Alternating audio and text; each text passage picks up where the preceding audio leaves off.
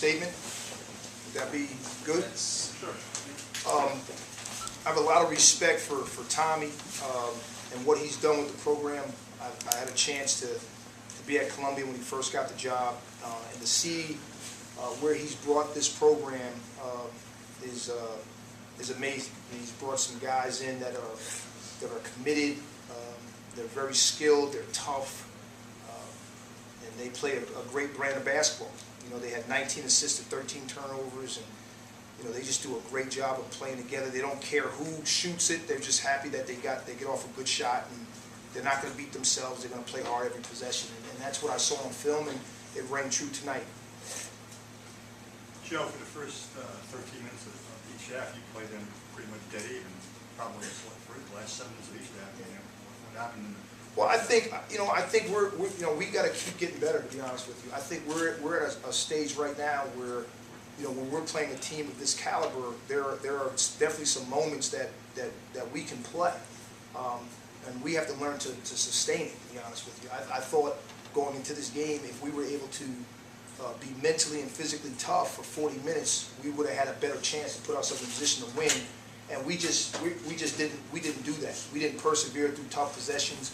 You know, we didn't do a great job defending. We didn't, at times we didn't hit the backboard hard enough. You know, we just didn't do a great job. And then when they start making threes, you know, we didn't do a great job when they were driving and kicking. I think they got 3 threes off in a row. It seemed like more, but you know, we just didn't do a great job of defending them at that time. And then we went through that spell where we didn't score. And that has happened to us this year, where we go through a tough bout where we don't score, even in games that we've won, but we've been able to kind of bounce back and go on runs. And tonight we got way too down. We got down too far to be able to kind of come back. Coach, in the second half, you played a great deal of the second half without any of your starting 5 on the court. You know, were you sending a message to the guys? Yeah, I didn't think we came out in the second half with the intensity level that we were going to need to win the game. To be honest with you. You know, you start the half, they get three offensive rebounds in a row, I think, at one point. You know, I told the guys, we're not gonna put up with that. We have got to compete on every possession. We got to learn how to do that. And I didn't think we came out the second half with that kind of intensity that we needed. Coach, I guess with with scoring in the 52nd, what really wasn't working for your team on the offensive end today? Well, I think they do a great job. You got to give them credit. First of all, they take away some passes, and then they put you in a situation where you have to make individual basketball plays to beat them. And to be honest with you, they were able to guard us off the dribble. You know, we had a hard time getting around them. You know, and then you have to be able to throw the ball inside and finish at the basket. So they limited our opportunities at the rim and post touches, and they did a great job of guarding us individually. They play a lot like Duke. Duke's going to get out you. They're going to deny passes. They're going to force you to make individual plays at times. And we were just not able to make those plays. You know, Harvard's going to take you out of your offense. That's what they do.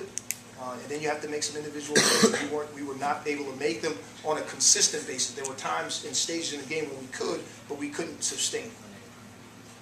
Coach, I know you like playing a lot of zone. When there's a shooter like Rivard who just goes off the way he does, you know, do you think about switching the man? Is there? Yeah, I didn't think and I have to go back and watch the tape, to be honest with you. I didn't think zone had anything to do with this game. I didn't think us playing more zone or less zone.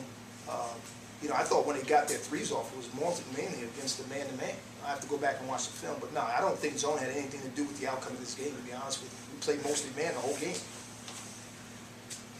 Coach, with I think he had 7 points today. How pleased were you with Malik's performance out there?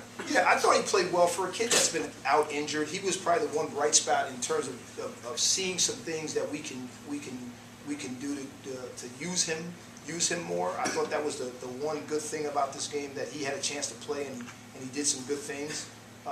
You know, he was playing very well before he got hurt, and I think he really helps us because he's more of a perimeter guy that we can play at the floor, and that, you know, spreads defenses out, and it really helps us. One of the things the team they tried to do is as a lot of teams will against you, they tried to take away a lot of DJ's driving lanes.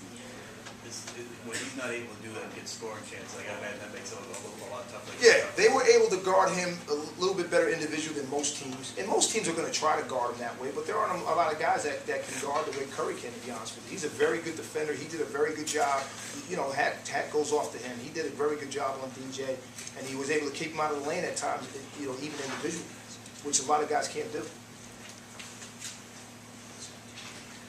Coach, after the BC game, I know you talked about that small lineup that you're going to use a little bit in every game. Now, with Thomas available, are you going to run out in the big lineups with him at the three, or do you see him as being more before the Yeah, you know, definitely. I think there are definitely some different looks that we can give. I think that really helps us to have him as a guy that can play multiple positions. It always helps to have a guy like that, and certainly that's something we're definitely going to look at for sure. That's a good question. Coach, how does this Harvard team compare to Ivy League teams that you've seen in the past? Well, you know what? I do think there are some good teams. First of all, for teams in the past in that league, they're right there with some of the better teams for sure. I think because they're mentally and physically tough, which some of the better teams in that league have been.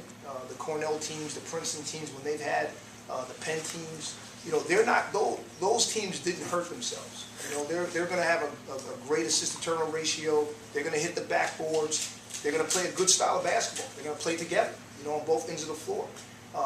And you can see that in this Harvard team. And they've built up. Every year they've gotten a little bit better at doing those things. And certainly those are the better teams in the league, and that league have done that, for sure. Coach, you talked about the team's kind of energy in the starting five not really being what you would have liked for a lot of the game. You know, Pat's a guy that has I didn't say for a lot of the game. I said the second half. Okay, of the the game. second half. You know, Pat's a guy that's played with great energy at times during the first half, and you know, he last season struggled a little bit with kind of taking himself out of games mentally. Just what did you think about his performance out there? I thought Pat in particular was very positive on the bench. I thought he kept his head. I thought he showed great leadership tonight in terms of doing that, for sure. You know, I was pleased with his overall mindset throughout the game. I thought he did a very good job of trying to keep everybody positive throughout the game. I did.